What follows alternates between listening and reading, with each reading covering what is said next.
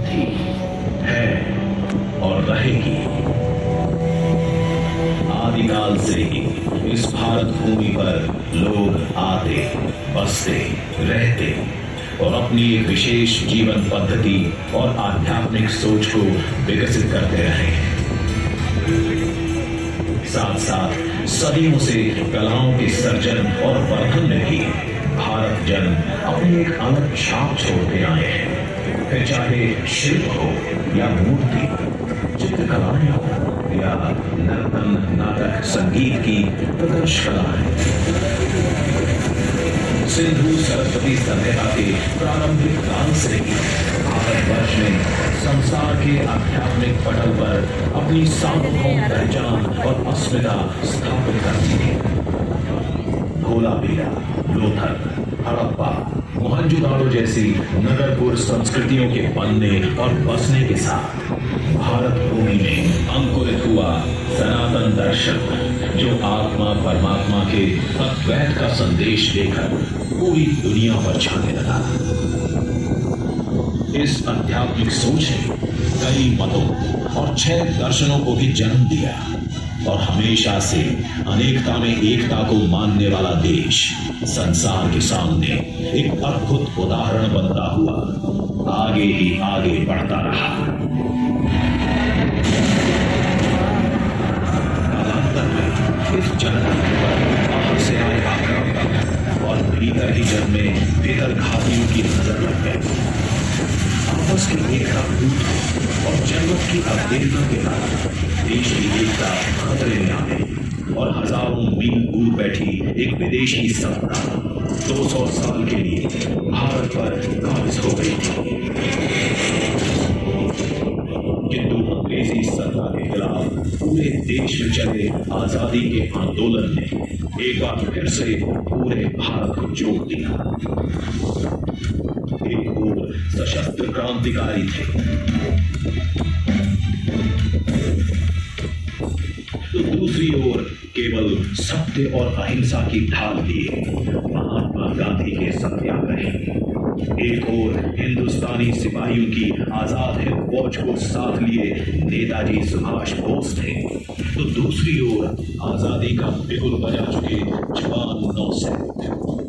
कुल मिलाकर भारत छोड़ो की आवाज पहली अंग्रेज सरकार के कानों तक पहुंच ही गई और यूं वो दिन आ ही गया जिसका बरसों से भारत देश को इंतजार था। स्वतंत्रता प्राप्त करने जितना ही जरूरी था नए नए स्वतंत्र राष्ट्र के लिए एक नूतन मार्ग प्रशस्त करना और उसकी अखंडता को अक्षुण्ण रखना। सौभाग्य से डॉक्टर राजेंद्र प्रसाद के संरक्षण और डॉक्टर भीमराव अंबेडकर के मार्गदर्शन से लोकतंत्र की जननी धरती ने अपने लिए जनतंत्र को ही चुना। जनता की सरकार ने देश की बागडोर संभाल ली।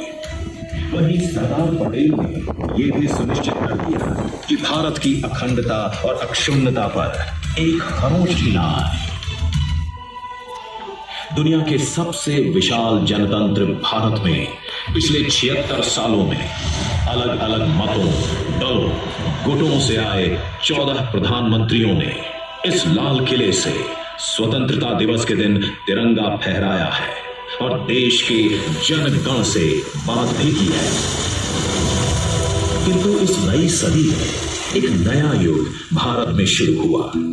वर्ष में केवल एक बार लाल किले की प्राचीर से या कभी कभार जनसभाओं में और किसी आपात स्थिति या युद्ध काल में रेडियो टीवी से जनता से बात करने की बजाय हर महीने ही जनता के मन मानस की बात सुनने और अपने मन की बात जनगण से करने की एक नई परिपाटी रच डाली।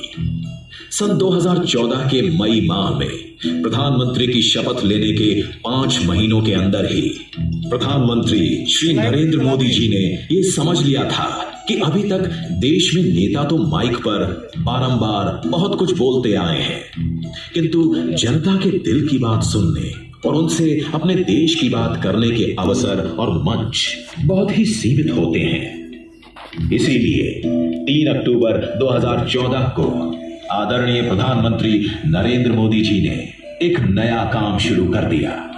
रेडियो के जरिए देश की जनता से सीधे जुड़कर मन की बात करना। टीवी और कंप्यूटर के युग में रेडियो क्यों?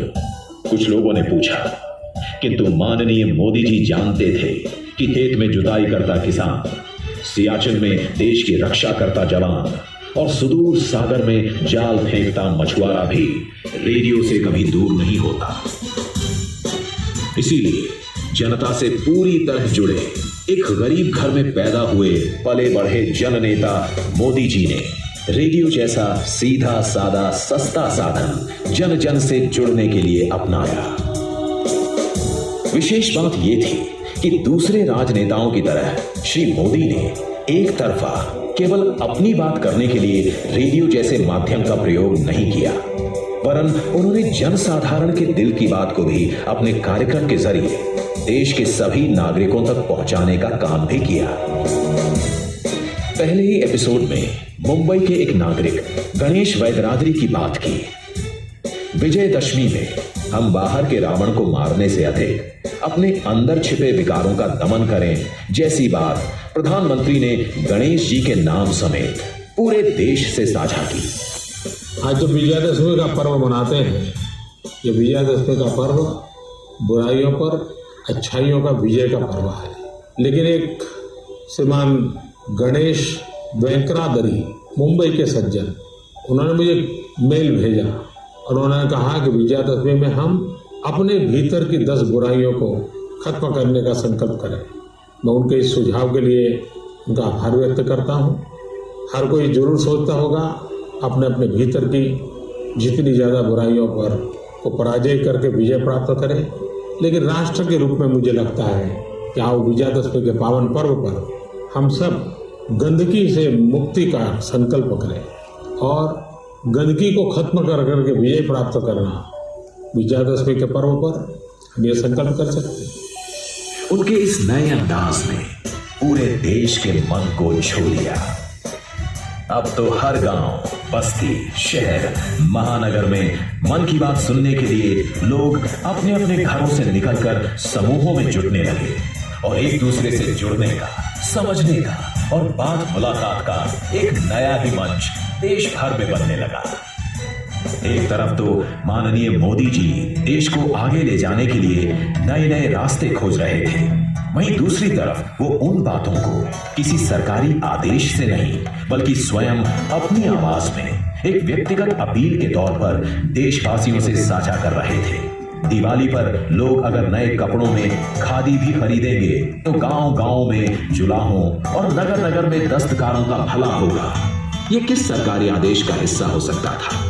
दिवाली में घर की सफाई के साथ ही पूरे देश में स्वच्छता अभियान की बात ही क्यों ना हो। काला धन जैसा देशघाती काम हो या नशे सी आत्मघाती आदत, हर छोटी बड़ी बात को प्रधानमंत्री जी ने देश के जन जन के मन तक पहुंचा दिया। जनवरी सन 2015 में मन की बात में एक नया मोड़ आया और वो भी एक विश्वव्यापी बदलाव। भारत की यात्रा पर आए अमेरिकी राष्ट्रपति श्री बराक ओबामा भी आज पहली बार प्रधानमंत्री मोदी जी के साथ श्रोताओं के सवालों का जवाब भी दे रहे थे और उनसे अपने और अपने देश अमेरिका के मन की बात भी कर रहे थे। अभी पिछले कुछ महीनों में ही देखें तो मोदी जी ने नवंबर और दिसंबर में देश के नए प्रभावी कदम यानी G20 की अध्यक्षता की जिम्मेदारी लेने पर देश को बधाई भी दी और इस चुनौती की जिम्मेदारियों के प्रति भी सबको चेताया। साथियों, G20 की अध्यक्षता हमारे लिए एक बड़ी अपॉर्चुनिटी बनकर आई है।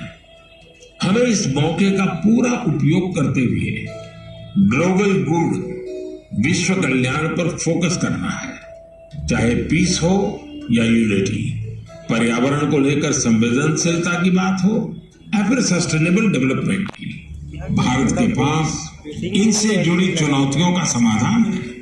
हमने one earth, one family, one future की जो थीम दी है, उससे वसुधैव कुटुंबकम के लिए हमारी प्रतिबद्धता जाहिर होती है। हम हमेशा कहते हैं ओम सर्वेषां स्वस्तिर्भवतु, सर्वेषां शांतिर्भवतु, सर्वेषां पूर्णं भवतु, सर्वेषां मंगलम भवतु। ओम शांति शांति शांति। अभी इस वर्ष जनवरी में प्रधानमंत्री जी ने अन्य बातों के अलावा देश के सर्वोच्च पद्म सम्मानों के बारे में अपने मन की बात बताई और कहा कि अब नए भारत में कैसे साधारण जनों को भी पद्म पुरस्कारों से सम्मानित किया जाता है यदि समाज के प्रति उनकी प्रतिबद्धता और अभिदान बड़ा हो। जमीनी स्तर पर अपने समर्पण और सेवा भाव से उपलब्धि हासिल करने वालों को पीपल्स पद्म को लेकर भी कई लोगों ने अपनी भावनाएं साझा की। इस बार पद्म पुरस्कार से सम्मानित होने वालों में जनजातीय समुदाय और जनजातीय जीवन से जुड़े लोगों का अच्छा खासा प्रतिनिधित्व रहा है। जनजातीय जीवन शहरों की भागदौड़ से अलग होता है, उसकी चुनौतियां भी अलग होती हैं। इसके बावजूद जनजातीय समाज अपनी परंपराओं को सहेजने के लिए हमेशा तत्पर रहते हैं। जनजातीय समुदाय से जुड़ी चीजों के संरक्षण और उन पर रिसर्च के प्रयास भी होते हैं। ऐसे ही टोटो, हो, कुई, कुवी और मांडा जैसी जनजातीय भाषाओं पर काम करने वाले कई महानुभावों को पद्म पुरस्कार मिले। यह हम सभी के लिए गर्व की बात है। फरवरी में आदरणीय मोदी जी ने जहां स्वर साम्राज्ञी स्वर्गीय सुश्री लता मंगेशकर जी को उनकी पहली पुण्यतिथि पर याद किया, वहीं आज के उन युवा कलाकारों को भी सराहा जिन्हें अभी हाल ही में संगीत नाटक अकादमी ने बिस्मिल्लाह खान युवा पुरस्कार से नवाजा था। मेरे प्यारे देशवासियों, बात बनारस की हो, शहनाई की हो, उस्ताद बिस्मिल्लाह खान जी की हो, तो स्वाभाविक है कि मेरा ध्यान उस तरफ जाएगा ही। कुछ दिन पहले उस्ताद बिस्मिल्लाह खान युवा पुरस्कार दिए गए। ये पुरस्कार म्यूजिक और परफॉर्मिंग आर्ट्स के क्षेत्र में उभर रहे प्रतिभाशाली कलाकारों को दिए जाते हैं। इनमें वे कलाकार भी शामिल हैं जिन्होंने उन इंस्ट्रूमेंट्स में नई जान फूंकी है जिनकी पॉपुलैरिटी समय के साथ कम होती जाती थी। अब आप सभी इस ट्यून को ध्यान से सुनिए।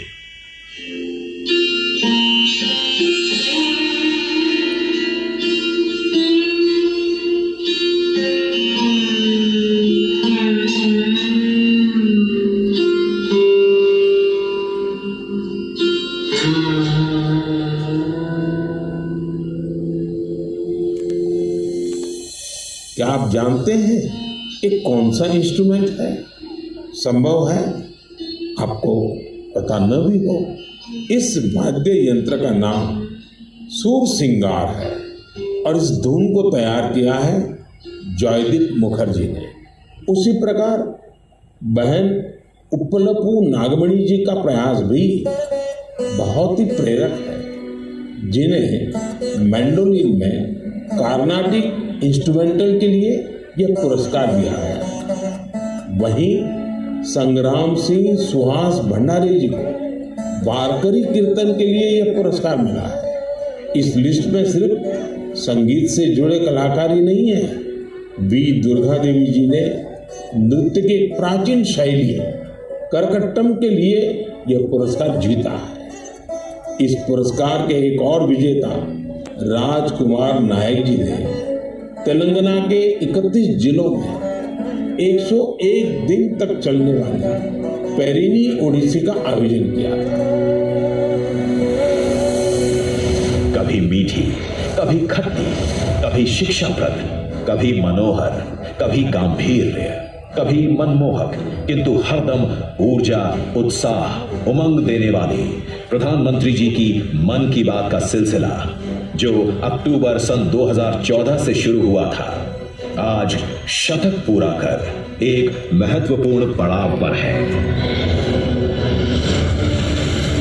और मन की बात श्रृंखला के 100वें पड़ाव का जश्न मनाने आज हम भारत के उस स्थान पर मौजूद हैं जो कश्मीर से कन्याकुमारी, कच्छ से कामाख्या तक फैले भारतवर्ष का केवल राजनीतिक ही नहीं भावनात्मक केंद्र भी है, यानी दिल्ली।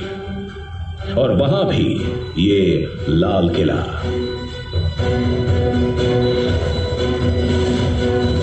ये दिल्ली शहर अगर हमारे देश की सनातन, अटूट, शाश्वत, अखिल भारतीय सत्ता का सूचक है तो ये किला हमारे देश की अनूठी साझी संस्कृति, सूझ, सोच और संपन्नता का द्योतक है।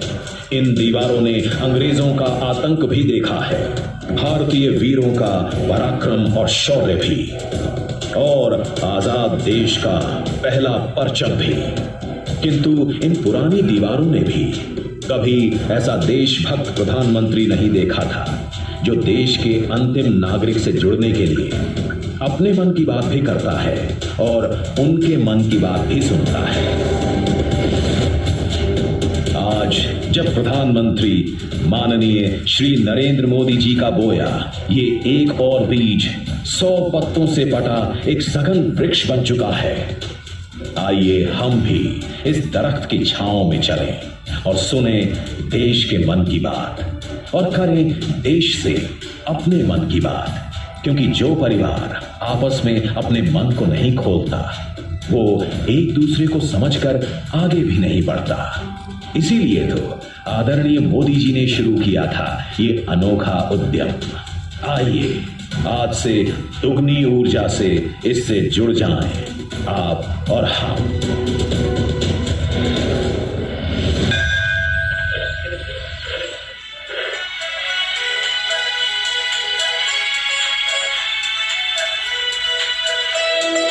अमृतकाल में बदल रहे हैं अपने देश के अब हालात, मिलकर हम तुम सब जन अब करेंगे खुलकर मन की बात। भले बसे हो देश में अपने कितने मत मजहब और जात, मन की बात करने ही से तो समझे जाते हैं जज्बात। मेरे प्यारे देशवासियों, फिर एक बार मन की बात से आप सबके साथ जुड़ने का सौभाग्य मुझे मिला है। मन की बात, मन की बात।